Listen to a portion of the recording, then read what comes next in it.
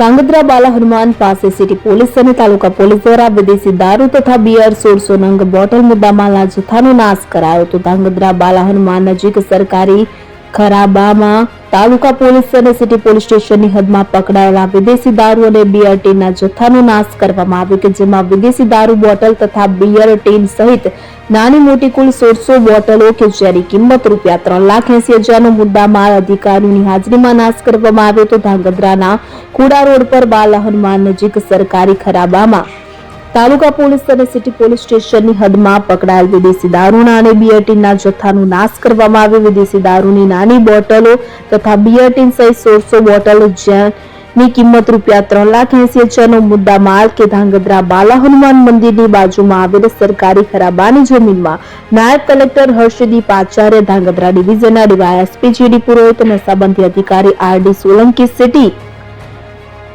PI MU Masi, in charge taluka પીઆઈની આગેવાનીમાં વિદેશી દારૂ, નાની મોટી બોટલો તથા બિયર ટીન સહિત કુલ 1600 નંગ કે જેની અંદાજિત કિંમત ₹3,80,000નો મુદ્દામાલ જથ્થાનો નાશ કરવામાં આવ્યો। બાસિત શેખ, વિગલન ન્યૂઝ, ધાંગધ્રા।